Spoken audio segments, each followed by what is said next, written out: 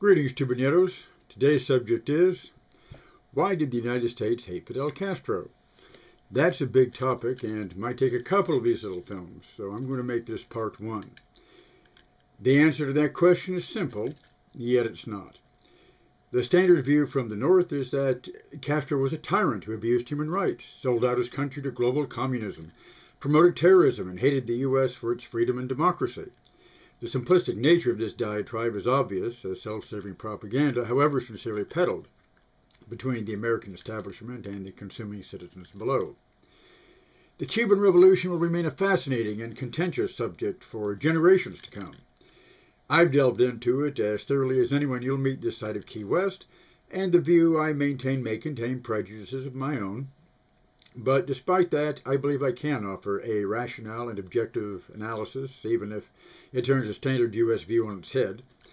While I'll say nothing that hasn't already been said or written elsewhere in some form, it's so rarely presented in the official Western media that it always comes as a shock to even entertain an opposing position, even when backed by solid fact.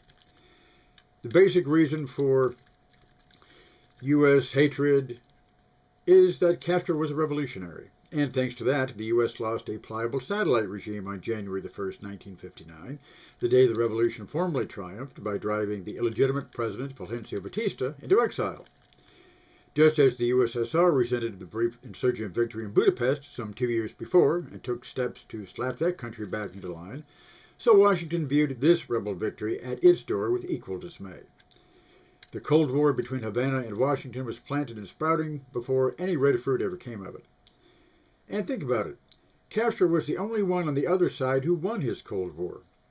He was deposed, or not deposed, by invasion or mass rejection, but instead died peacefully in bed of natural complications of old age with his hand-picked successors firmly in charge. That in itself shows the staying power of not just the man as a leader, but of the system of state he led. President Eisenhower seemed at a personal loss to account for this U.S.-Cuban Cold War. He publicly stated in October of 1959, "I do feel that here is a country that you would believe, on the basis of our history, would be one of our real friends. It's a puzzling matter to figure out just exactly why the Cubans and the Cuban government would be so unhappy. I don't know exactly what the difficulty is. In so many words, Tuberistas, it's not us, meaning the United States, U.S., politically or personally."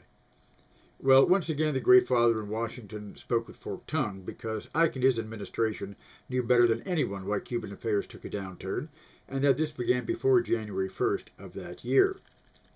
3 days before Batista made his coup on March 10, 1952, overthrowing the Cuban electoral system, such as it was, the U.S. Defense Department had signed a mutual military agreement. Collusion in the subsequent coup was suspected, but denied by the U.S., though it seemed to give Batista a green light. But even the U.S. ambassador said at the time that if this had to happen, Batista was the best material for the job. On March 15th, the U.S. gave the coup-installed regime full diplomatic recognition. So much for democracy, free elections, and the rule of law as criteria for Washington endorsement, a farce to be reenacted more than once in Latin America and the Third World. Batista was the golden boy, the golden mulatto, to use the period phrase, favored by U.S. business interests, including the mafia, which dominated the hotel, gaming, and tourist-slash-pleasure trade. As has often been cited, the U.S. had $1 billion 1950s U.S. dollars invested in commercial agriculture, real estate, utilities, mining and refining, retailing and importing U.S. products from cornflakes to Cadillacs. All of these interests found themselves favored in a pro-business, pro-IMF climate that reduced employment, labor rights, made anti-communism official national policy, and put anyone in jail who threatened this peace and stability by so much as saying, "Wait a minute." Despite a tut-tut here and a tisk-tisk there, this was everywhere compatible with the Washington vision of a democratic ally in the free world, because of course this was defined as those places subject to United States power, public or private. A lower-class born son of a bitch could become acceptable to Ivy League gentlemen as long as he was their boy, our son of a bitch, in Franklin D. Roosevelt's famous phrase on political alignment, as witnessed the gold telephone bestowed on Batista by the ITT company for approving their island-wide rate hike. All the while, bodies are appearing and piling in the streets. And when the wait-a-minute moment finally escalated into strikes and protests, even civil ones, and then into armed insurgency, and not just Castro's, it became vital to hemispheric peace and stability to ensure Batista had the wherewithal to protect it. Although as the insurgency spread and Batista's thugs and torturers and death squad goons became more desperate, the U.S. did cut off direct arms supply. It did not restrict those arms already in the pipeline. Batista already had enough stockpiled that this so-called arms embargo didn't matter. Nor did it prohibit purchases from third-party cutouts, while U.S. FBI and Coast Guard interdicts of rebel supplies continued full force. Already the U.S. was looking desperately for a political third force to stand between a declining Batista and a rising Castro, and couldn't find it. The country had become too polarized. There was no one willing to fill Batista's shoes as a reliable manager for Wall Street and Foggy Bottom. At no time did the U.S. really lean on Batista to shape up or ship out as it was to demand of Castro. At no time did it try to broker peace in Cuba, but stood by because it couldn't find an alternative, and let Batista fall because Washington, with its mindset, was left with no viable alternatives in its imagination than direct invasion. There was no creative imagination, no true goodwill that could overcome the demands of business as usual, and so Ike was left to puzzle and mock confusion after the fact. Castro wrote a brief note to his secretary sidekick Celia Sanchez in 1958 as Batista's forces pounded the Sierra Maestra Mountains, hunting him down with U.S.-supplied napalm rockets fired from U.S.-supplied fighter planes that had just blasted the humble house of a peasant supporter, Mario Sandoval. Dear Celia, he wrote, and I happen to have the letter right here, not the original, however. When I saw rockets firing at Mario's house, I swore to myself that the North Americans were going to pay dearly for what they were doing. When this war is over, a much wider and bigger war will commence for me, the war that I am going to wage against them. I am aware that this is my true destiny. This note was written in the heat of battle and is often cited as proof of Castro's malicious intent, and thus the U.S. isn't really to blame for what followed later. But it doesn't mean that Castro had surrendered to hate and bitterness. He was too shrewd and deep a man for that. His subsequent behavior toward Washington in the first year of his power gives ample evidence of relative openness, and what's left out of the standard anti-Castro analysis of this letter is the U.S. supply of these weapons of war that made this atrocity against a poor mountain farmer possible, mild taste of what was to follow a few years later all over Southeast Asia, and far greater challenges to U.S. illusions of innocent righteousness and omnipotence. There is also no mention of communism as a philosophy or system of alliance. The real concern in Washington was best expressed again by his girl Friday, Celia Sanchez, reflecting on their 1959 victory. We could not know during that period when victory came, we in the 26th of July movement would be so strong and so popular. We thought we would have to form a government with the old traditional political parties and so forth. Instead, we found that we could be masters of Cuba. That was when we began to put policies into effect that we always had in mind, but thought would have to be postponed. There was no need to lose any time. So it was Castro's very sovereignty as master of Cuba that threatened U.S. hegemony in Cuba, and by implication its own mastery over all Latin America, wherever the U.S. dollar and military advisors controlled their interpretation of democracy. After all, it was Vice President Nixon that got tomatoed and spat at in Venezuela, not Castro. You can call it a transgendered revolution. Under macho leader Fidel Castro, Cuba changed its gender from female to male in relation to the U.S. No longer the whorehouse of the Caribbean, the Cuban bed was no longer big enough to share between Fidel and the U.S., nor was there room enough between them to court the rest of Latin America. Psychologically, this explains the threat at its deepest level. This threatened loss of hegemony was emphasized even by supposedly liberal North Americans. Immediately after the rebel army victory, Castro forced the conviction of Cuban Air Force pilots associated with acts of war just like what he wrote of 6 months before. El Líder Máximo also commanded revolutionary tribunals to try publicly known police thugs and military killers.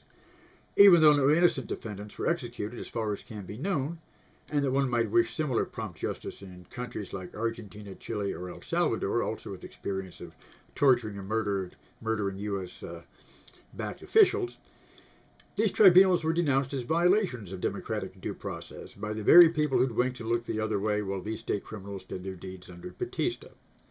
Because in Cuba, as writer Graham Greene said in Our Man in Havana, there were two classes, the torturable and the untorturable.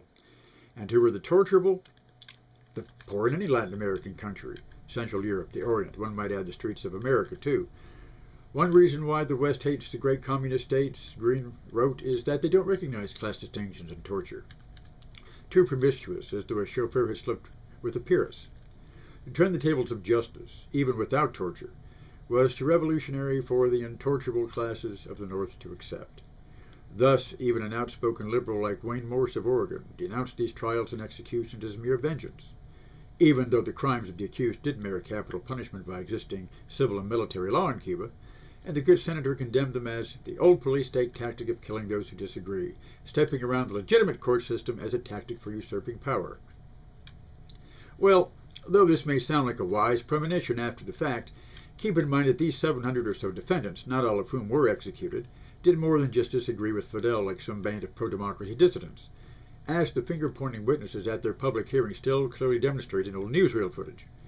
Cuba was even then denounced as drenched in a bloodbath, and in early 1959, long before any embargo was declared, long before there was any communist-Soviet connection, State Department officials were calling for one to protest the loss of these valuable fighters of the free world before Castro's firing squads. Those that had fled Batista's torturers were returned by force against Cuban protest. Back then, when it came time to return these same torturers as fugitives later, all manner of humanitarian flatulence erupted from state and media on the dire consequences awaiting these men if repatriated, all for just doing their duty.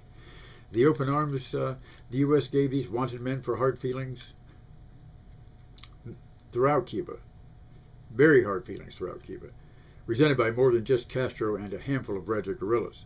Castro did not speak for himself alone when he told interviewer Lee Lockwood in the mid-1960s. At that time, we believed that the revolutionary project could be carried out with a great deal of comprehension by the people of the United States. The conflicts between all that the revolution stands for and everything the United States stands for became clear immediately when they gave asylum to the worst criminals, individuals who had murdered hundreds of Cuban people. It was revealed by the campaigns they unleashed against the revolution and by their attempts to coerce us by every means. That process completed my political education. Castro's public position on his alleged communist connection was stated in his famous address on humanism, delivered right after announcing the agrarian reform of May 1959. Our revolution is neither capitalist nor communist. Our revolution has a position of its own. We have been placed in a position where we must choose between capitalism, which starves people, and communism, which resolves the economic problem, but suppresses the liberties so greatly cherished by man. Without social justice, without the satisfaction of man's necessities, neither liberty nor democracy is possible. That is why we are making a humanist revolution, not red, but olive green, the color of the rebel army that emerged from the heart of Sierra Maestra. But even this non-sectarian non-alignment was enough to damn him in wise North American eyes, because, as everyone knows, the only honest choice free people could ever possibly make is with the free market in the U.S., against state intervention and Moscow. Just ask Milton Friedman and friends. Neutralism might be well and fine in Africa, Asia, or in Yugoslavia at Russia's front door, but not in the Western Hemisphere, and not within a half-hour jet ride to the continental U.S. As the CIA's confidential report had it in early 1960, he, Castro, almost certainly has no intention of abandoning his power, or his announced objective of developing a neutralist third force position for Cuba and other nations of Latin America in association with the Afro-Asian world. His susceptibility to communist influence and suggestion and his willing adoption of communist patterns of action springs from the parallelism of his revolutionary views with the current communist line in Latin America, from his conviction that communism offers no threat to his regime, and from his need for external support. The more he becomes embroiled with the U.S., the more he will look to the Soviet bloc for support. Castro appears on pressing ahead with his anti-U.S. campaign, though he may moderate it for tactical reasons.